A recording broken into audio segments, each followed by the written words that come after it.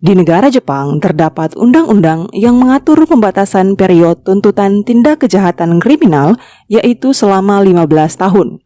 Namun, undang-undang tersebut direvisi setelah seorang wanita bernama Kazuko Fukuda berhasil menghindari kejaran polisi selama 14 tahun 11 bulan.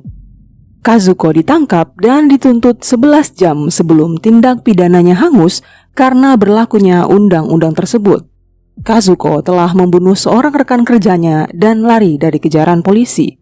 Dia tidak hanya berpindah-pindah tempat, dirinya bahkan melakukan operasi plastik untuk mengubah penampilan wajahnya. Pada masa pelariannya, Kazuko berganti-ganti tempat kerja, pindah dari satu kota ke kota yang lain.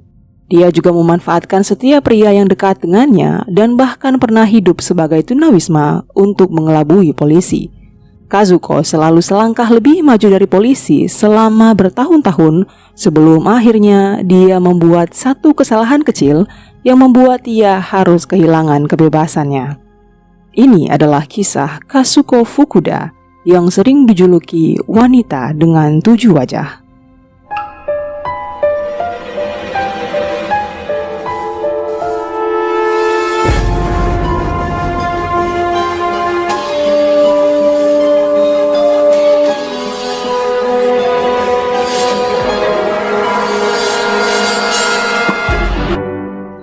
Sebelum menyelami kisah kejahatan dan bagaimana Kazuko bisa lolos dari penangkapan yang begitu lama, pertama-tama kita harus memahami latar belakang keluarga dan bagaimana ia dibesarkan. Kazuko terlahir di kota Matsuyama, Jepang pada tahun 1948. Dia merupakan produk dari orang tua yang bercerai. Dia tinggal bersama ibunya yang mengelola rumah bordil di rumahnya sendiri. Ayahnya telah meninggalkan keluarga sejak dia masih kecil. Kehidupan ekonomi yang sulit mengharuskan Kazuko dan ibunya untuk bertahan hidup dengan cara menjual diri mereka sendiri. Ketika Kazuko berusia 18 tahun, Kazuko dan pacarnya sudah terlibat tindak kejahatan pencurian dengan merampok rumah seorang pejabat daerah. Perampokan tersebut gagal dan mereka akhirnya ditangkap oleh polisi dan dijebloskan ke dalam penjara. Selama berada dalam penjara, Kazuko harus menjalani kehidupan yang keras dan menjadi korban perkosaan berulang kali oleh para gangster Yakuza yang mendiami penjara itu. Setelah menghabiskan waktu 2 tahun di penjara, ia dibebaskan dan akhirnya menikah pada usia 20 tahun. Namun, pernikahan itu dirasakannya membosankan karena dia menikah dengan seorang nelayan yang tinggal di sebuah perkampungan nelayan yang sepi. Akhirnya, Kazuko memutuskan untuk menceraikan suami pertamanya itu dan tak lama kemudian menikah dengan pria lainnya. Kazuko menikmati kehidupan bersama suami keduanya karena ia bisa hidup lebih layak dan menyenangkan. Meskipun mengalami masa kecil yang buruk dan harus menjalani hidup di dalam penjara selama beberapa waktu, Kazuko akhirnya bisa menjalani kehidupan normal. Ia bahkan melahirkan anak dan hidup berkecukupan. Sayangnya, kehidupan yang normal ini tidak bertahan lama. Kebiasaan buruk yang dijalaninya pada masa lalu mulai kambuh lagi. Dia mulai suka minum, berjudi, mengaburkan uang dengan berbelanja barang-barang mahal. Akibat kebiasaan ini, Kazuko akhirnya memiliki hutang kartu kredit yang menumpuk dan hutang sana-sini kepada teman-temannya. Pada waktu itu, ia memiliki hutang sekitar 3 juta yen atau sekitar 30.000 US dollar. Karena kejaran para penagih hutang menyebabkan ia harus bekerja sebagai wanita penghibur untuk membayar hutang-hutangnya tersebut. Ia bekerja menemani para tamu minum-minum, menghangatkan suasana, bernyanyi karaoke bersama, dan kadang-kadang harus melayani hubungan intim dengan para tamu secara diam-diam. Pekerjaan sebagai wanita penghibur membuat Kazuko harus pulang dini hari dalam keadaan mabuk. Ia pun mulai berani menerima kencan dengan para tamu untuk mendapatkan uang tip yang lebih besar. Hal tersebut cepat atau lambat berdampak pada hubungan dengan suami dan keempat anaknya. Kazuko waktu itu sebenarnya telah berusia 34 tahun. Sudah cukup tua untuk usia wanita yang bekerja sebagai wanita penghibur. Kehidupan yang telah dibangunnya secara susah payah perlahan-lahan mulai hancur berantakan. Di klub malam tersebut terdapat pekerja malam yang lain, tetapi yang paling menonjol adalah seorang wanita bernama Atsuko Yosuoka. Atsuko memiliki wajah cantik dan penampilan yang sangat menarik. Dia merupakan salah satu wanita penghibur yang paling populer di tempat itu. Atsuko yang memiliki paling banyak pelanggan dan dia berhasil mengumpulkan banyak uang dari hasil kerjanya selama ini.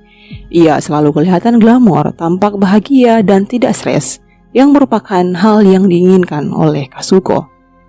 Kazuko yang iri dengannya kemudian memutuskan untuk mendekati dan berteman dengannya. Pada waktu itu, tanggal 19 Agustus 1982, Kazuko sedang berada di kediaman Atsuko. Melihat banyaknya pakaian, uang, perhiasan yang dimiliki Atsuko membuat Kazuko gelap mata dan berpikiran untuk mencuri semua harta temannya itu. Tanpa berpikir panjang, Kazuko akhirnya dengan dingin menyiksa teman kerjanya tersebut sampai mati. Setelah membunuh temannya itu, Kazuko mengambil lebih dari 300 barang seperti pakaian, furniture, perhiasan, dan buku tabungan Atsuko yang memiliki rekening lebih dari 9 juta yen atau 90.000 dolar. Ia berpikir semua barang dan uang tunai itu akan cukup untuk membayar semua hutangnya dan memiliki cukup sisa untuk mendukung kebiasaannya yang buruk. Kazuko kemudian membuat keadaan seolah temannya itu pergi meninggalkan apartemennya dan pindah ke kota lain dengan cara mengosongkan dan menyimpan sebagian besar harta dan pakaian Atsuko di kediaman kekasihnya yang dikenalnya di klub malam. Suami Kazuko yang mengetahui perbuatan istrinya itu menyarankan Kazuko untuk menyerahkan dirinya ke pihak kepolisian. Akan tetapi, Kazuko berhasil meyakinkan suaminya untuk membantu dia menguburkan jasad Atsuko di pegunungan. Bersama-sama mereka membawa jasad Atsuko dan membuangnya di daerah pegunungan Matsuyama. Polisi yang menyelidiki kasus ini akhirnya berhasil mengarahkan penyelidikan mereka kepada Kazuko. Pihak kepolisian pun kemudian mengeluarkan surat perintah pemanggilan dan memintanya untuk datang dan diinterogasi. Mendapati surat panggilan tersebut, Kazuko panik dan memulai pelariannya selama hampir 15 tahun lamanya. Suaminya pun harus menanggung akibat dari perbuatan istrinya itu. Suami Kazuko ditangkap dan didakwa karena membantu membuang jenazah korban pembunuhan. Menurut hasil penyelidikan dan kesaksian setelah ditangkap, Kazuko dikabarkan hidup berpindah-pindah ke berbagai daerah di Jepang, termasuk Hakodate, Ongori, Niigata, dan Osaka, di mana dia menggelandang menjadi tunawisma dan tinggal di kota kardus. Ketika ia pertama kali melarikan diri, dia tinggal di kota Kanazawa, di mana dia dengan cepat menemukan pekerjaan sebagai wanita penghibur lagi. Karena sadar usianya yang sudah tidak muda lagi, dia akhirnya pergi ke Tokyo untuk menjalani operasi plastik agar terlihat lebih cantik. Menurut pengakuannya, dia telah menjalani operasi plastik beberapa kali selama dalam pelarian. Dan itulah sebabnya polisi sulit mengenalinya dan media menjulukinya wanita dengan 7 wajah. Kazuko memiliki cara yang licik untuk mengelabui keberadaannya dari kejaran polisi. Setiap ingin menghubungi keluarga dan teman-temannya, Kazuko akan naik kereta super cepat ke Osaka dan menelepon mereka dari sana. Polisi yang melacak teleponnya membuang banyak waktu mencari keberadaannya di Osaka dan tidak berhasil menemukan dirinya sama sekali. Pada tahun 1985, Kazuko menjalin hubungan dekat dengan salah satu pelanggannya. Pria ini tidak tahu identitas aslinya karena Kazuko menggunakan nama dan identitas palsu. Wajahnya juga berbeda karena operasi plastik sehingga pria ini tidak tahu jika ia telah berhubungan dengan seorang buronan polisi. Kazuko kemudian tinggal bersama pria itu, meninggalkan kehidupan malam dan membantu usaha milik pria itu. Sudah 3 tahun berlalu sejak pelariannya, Kazuko merasa aman dan tenang dari kejaran polisi. Ia bahkan mengundang salah satu putranya untuk tinggal dan bekerja dengannya di toko panganan yang dijalankannya. Ia merahasiakan identitas anak itu sebagai salah satu keponakannya. Pihak kepolisian pun terus-menerus menggali lebih banyak informasi dan waktu terus berjalan.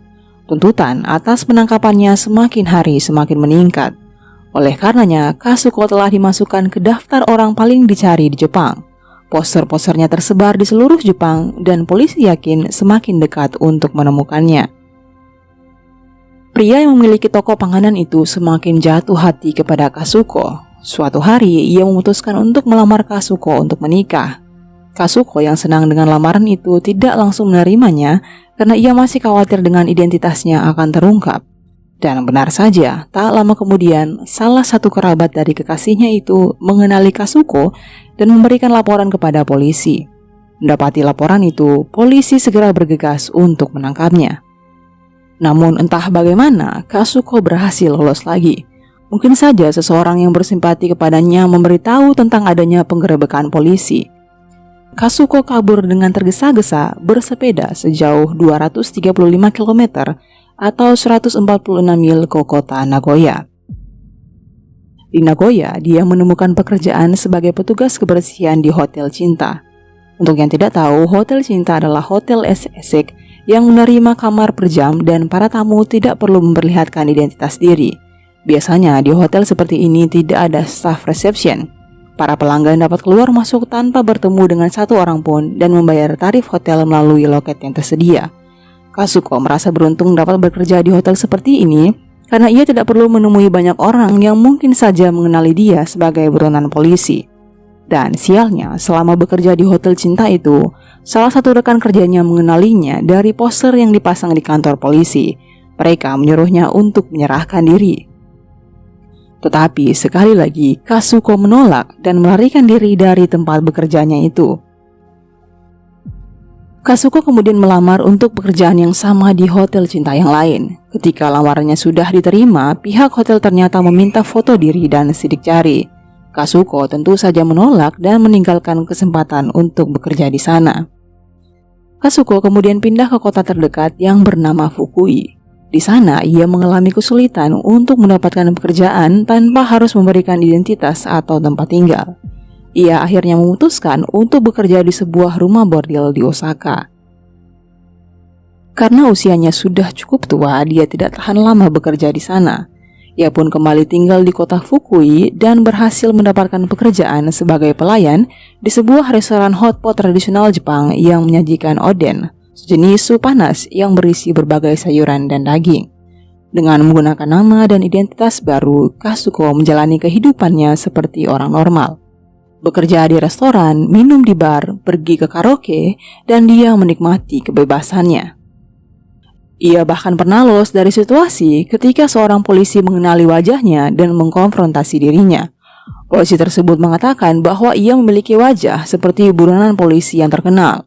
Mendengar itu, Kasuko malah tertawa dan mengatakan bahwa banyak orang yang berkata seperti itu. Ia malah bergurau menawarkan polisi tersebut untuk mengambil sidik jari dan memborgol tangannya. Ketenangan dan gurauan Kasuko dalam menghadapi situasi seperti itu membuat polisi tersebut mengira ia bertemu dengan orang yang kebetulan saja memiliki wajah yang mirip dan kemudian membiarkannya begitu saja. Singkat cerita, waktu berlalu hampir 15 tahun lamanya sejak Kasuko melakukan pembunuhan dan ia masih berkeliaran bebas. Batas waktu berada di pembatasan tuntutan kriminal sebentar lagi akan lewat dan polisi berusaha keras untuk menemukan Kasuko sebelum waktunya habis. Mereka menawarkan hadiah 1 juta yen atau sekitar $10.000 untuk informasi apapun yang dapat mengarahkan polisi pada penangkapannya. Pada tanggal 24 Juli 1997, seorang pelanggan di restoran oden tempat Kasuko bekerja memberitahu polisi tentang seorang wanita yang mirip dengan Kasuko dan bekerja di restoran tersebut. Polisi datang dan menanyainya di restoran itu. Ketika ditemui polisi, Kasuko sambil makan dan minum dengan tenang ia menjawab semua pertanyaan dan tidak mengakui bahwa dirinya adalah buronan polisi. Akan tetapi ia menolak ketika diminta sidik jarinya. Penolakan ini membuat polisi semakin curiga dan berhasil mendapatkan sidik jarinya secara diam-diam dari gelas dan botol bir yang dipegangnya ketika diinterogasi oleh polisi. Disinilah letak kesalahan kecil yang dilakukan oleh Kasuko, sehingga polisi berhasil mencocokkan sidik jarinya dan mendapatkan identitas aslinya. Keesokan harinya, Kasuko ditangkap dan dibawa ke kantor polisi untuk diinterogasi lebih lanjut. Selama interogasi, ia mengatakan bahwa pembunuh Atsuko adalah seorang pria yang ia kenal dan ia hanya membantu menjadi kaki tangannya. Polisi memeriksa identitas pria yang ia sebutkan dan menemukan pria tersebut sudah meninggal.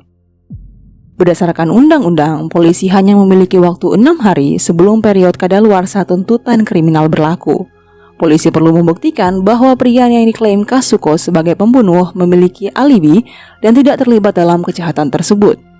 Jika mereka tidak dapat membuktikannya, penuntutan akan mengalami kesulitan di pengadilan. Mereka harus membuktikan bahwa orang yang mengaku benar-benar membunuh Atsuko tidak berada di Matsuyama pada saat kejadian. Berbicara dengan kerabat pria itu, mereka tidak dapat mengingat apa yang dilakukan pria itu pada tanggal kejadian 15 tahun yang lalu. Tetapi untungnya mereka memiliki buku harian tua yang ditulis pria itu, dan menggunakan informasi itu, mereka dapat mengonfirmasi bahwa pria yang sudah meninggal itu sebenarnya berada di Tokyo untuk urusan bisnis pada saat kejadian pembunuhan. Cerita Kasuko yang menyesatkan itu akhirnya dapat terbantahkan. Sidang pengadilan atas kasus ini akhirnya menjatuhi hukuman penjara seumur hidup kepada Kasuko. Tim pembelaan mengajukan banding dan meminta keringanan dengan alasan bahwa Kasuko sebenarnya adalah seorang lesbian yang tertarik pada Atsuko dan membunuhnya karena hasrat seksual. Tetapi Hakim Toshioshima menolak argumen tersebut dengan mengatakan pengakuan terdakwa tidaklah wajar dan tidak dapat dipercaya tanpa bukti yang kuat. Kasuko mencoba untuk mengajukan banding atas tuntutan tersebut, tetapi ditolak di Mahkamah Agung pada tahun 2003. Saat menjalani hukumannya di penjara di kota Wakayama pada tahun 2005, ia jatuh sakit dan pingsan lalu dikirim ke rumah sakit. Kasuko tidak pernah sadar dan meninggal pada tanggal 10 Maret 2005 saat berusia 57 tahun.